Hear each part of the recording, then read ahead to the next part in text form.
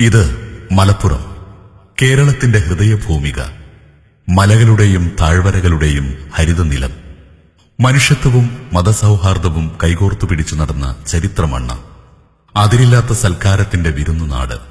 1969 June 16 Malappuram ജില്ല രൂപീകരിക്കപ്പെടുന്നത്.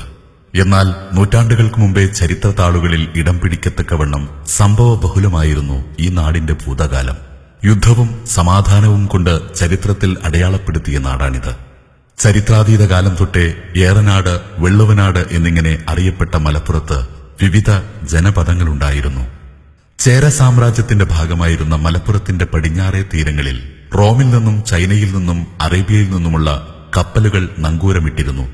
കോഴിക്കോടിനൊപ്പം പൊന്നാനിയും ലോകപ്രശസ്തമായ തുറമുഖങ്ങളിലൊന്നായിരുന്നു. 9-ാം നൂറ്റാണ്ടിൽ കുലശേഖര രാജാക്കന്മാരുടെ ഭരണകാലത്തിനു ശേഷമാണ് നായർ നാടുവാഴികൾ ഏറനാട്, വെള്ളവനാട് പ്രദേശങ്ങളായി ഇവിടം വിഭജിക്കപ്പെടുന്നത്. സാമൂതിരിയുടെ മേൽക്കോയ്മയ്ക്ക് നേരെ ചാവേറുകളാൽ എതിർത്തുനിന്ന പോരാട്ടത്തിന്റെ മലപ്പുറം പാരമ്പര്യം അന്നേ ഈ നാട് പ്രദർശിപ്പിച്ചിരുന്നു. അതോടൊപ്പം വിദേശ വണിക്കുകൾക്കായി സുഗന്ധവ്യഞ്ജനങ്ങളുടെയും വനവിഭവങ്ങളുടെയും മഹത്തായ നിധി ഒരുക്കിവെക്കുകയും ചെയ്തു. 15-ാം നൂറ്റാണ്ടിൽ വാസ്കോഡഗാമയുടെ കപ്പലോട്ടങ്ങളുടെ ഗതി മലബാർ തീരങ്ങളിലേക്ക് തിരിച്ചത് കേരള ചരിത്രത്തിലെ കറുത്ത തീയതികളിലാണ്. സ്നേഹത്തിന്റെയും സൗഹാർദ്ദത്തിന്റെയും ഈ തീരഭൂമിയെ ശത്രുതയുടെ വാളുകൊണ്ട് അടയാളപ്പെടുത്തിയ ഒരു നൂറ്റാണ്ടായിരുന്നു അത്. കുഞ്ഞാലിമരക്കാർമാരുടെ നേതൃത്വത്തിൽ പോർച്ചുഗീസുകാർക്കെതിരെ നടന്ന ധീരമായ യുദ്ധത്തിന് ആശയപരമായ നേതൃത്വം നൽകിയത് മലപ്പുറം ജില്ലയുടെ തീരനഗരമായ പൊന്നാനിയാണ്. തുഹഫത്തുൽ മുജാഹിദീനിലൂടെ ഈ ആഹ്വാനം ലോകമെങ്ങും മുഴങ്ങി. തുഹഫത്തുൽ മുജാഹിദീനും മൊഹീദ്ദീൻ മാലയും രചിക്കപ്പെട്ട അതേ കാലത്തുതന്നെ തിരൂരിലെ തുഞ്ചൻ പറമ്പിൽ ഭാരതീയ ഭക്തിപ്രസ്ഥാനത്തിന്റെ മരത്തണലിൽ ആ മധുരിക്കുന്ന കാഞ്ഞിരവും തെടുത്തു തുഞ്ചത്തെടുത്തച്ഛൻ. ചക്ഷുശ്രവണ ഗളസ്ഥമാം ദർധുരം ഭക്ഷണത്തിനപേക്ഷിക്കുന്നതുപോലെ കാലാഹിന പരിഗ്രസ്ഥമാം ലോകവും ആലോല ചേതസ്സ ഭോഗങ്ങൾ തേടുന്നു.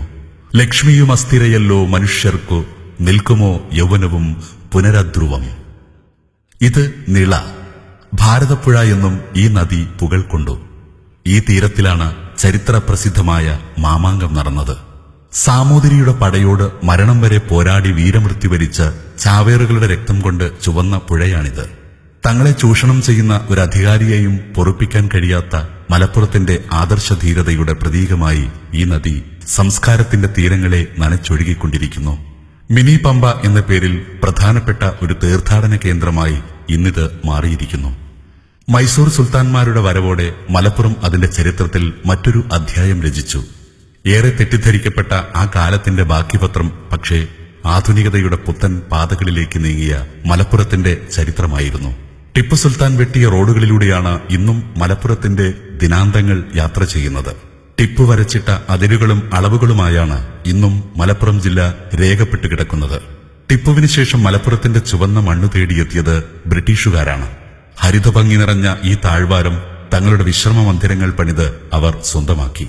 ഇവിടുത്തെ വനവിഭവങ്ങളും തേക്കും സ്വന്തം നാട്ടിലേക്ക് കടത്തി. ഇവിടുത്തെ സംസ്കാരത്തെയും സ്വസ്ഥ ജീവിതത്തെയും മുറിപ്പെടുത്തി. അതോടെ മലപ്പുറത്തെ പോരാട്ടവീര്യം വീണ്ടും ഉണർന്നു. 18-ാം നൂറ്റാണ്ടിന്റെ പകുതി മുതൽ 1921 വരെ നീണ്ടുനിന്ന മാപ്പിള പോരാട്ടങ്ങളുടെ ദീർഘചരിത്രം മലപ്പുറത്തിന്റെ അധിനിവേശ വിരുദ്ധ സമരങ്ങളുടെ നാൾവഴികളാണ്. വാരിയൻ കുന്നത്ത് കുഞ്ഞഹമ്മദ് ഹാജിയും ആലി മുസ്ലിയാരും കെ മാധവൻ നായരും മുഹമ്മദ് അബ്ദുറഹിമാൻ സാഹിബും ഈ മണ്ണിൽ സ്വാതന്ത്ര്യ സമരത്തിന്റെ ആവേശം വിതച്ചവരാണ്. കോട്ടക്കുന്നിന്റെ ഈ ചെരുവിൽ വെച്ചാണ് വാരിയൻ കുന്നത്ത് കുഞ്ഞഹമ്മദ് ഹാജി അടക്കമുള്ള മാപ്പിള പോരാളികളെ ബ്രിട്ടീഷ് പട്ടാളം വെടിവെച്ചു കൊന്നത്.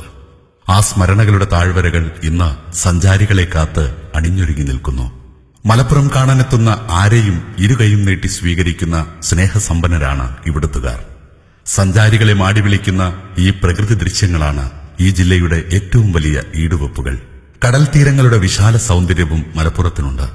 പടിഞ്ഞാറേക്കര ബീച്ചിലെയും ഓട്ടുംപുറം ബീച്ചിലെയും ഈ സായാഹ്നവേളകൾ ആസ്വദിച്ചാൽ മതിവരില്ല. പൊന്നാനി ബീച്ചും കൂട്ടായി ബീച്ചും മത്സ്യബന്ധനത്തിനും പ്രസിദ്ധമാണ്.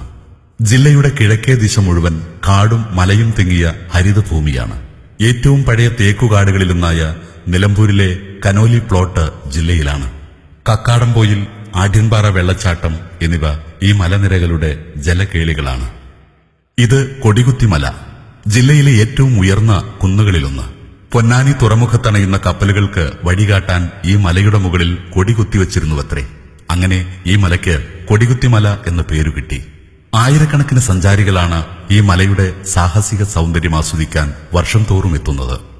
കോട്ടക്കൽ ആര്യവൈദ്യശാല കൊണ്ട് ലോക പ്രശസ്തവുമാണ് ഈ ജില്ല. ചരിത്രകാലം തൊട്ടേ ആത്മീയ സംസ്കാരത്തിന്റെ വിളനിലമായിരുന്നു മലപ്പുറം.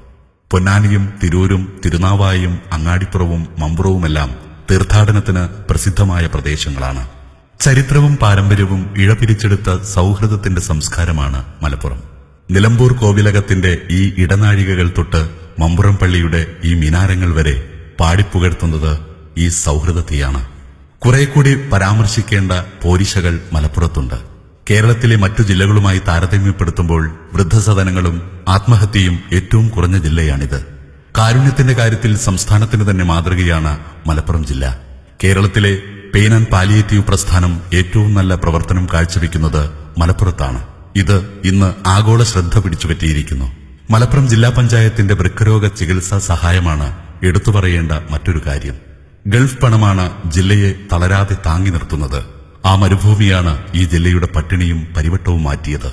ഇന്ന് വികസനത്തിന്റെ അതിരുകളില്ലാത്ത ആകാശത്തേക്ക് പടർന്നു കയറാൻ പരിശ്രമിക്കുകയാണ് മലപ്പുറം.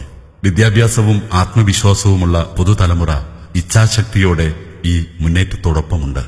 അതിരുകളില്ലാത്ത സൽക്കാരം, അതാണ് ഈ നാടിന്റെ മുഖക്കുറിപ്പ്. ഇവിടേക്ക് വരൂ, രണ്ടു കൈയും നീട്ടി സ്വീകരിക്കും.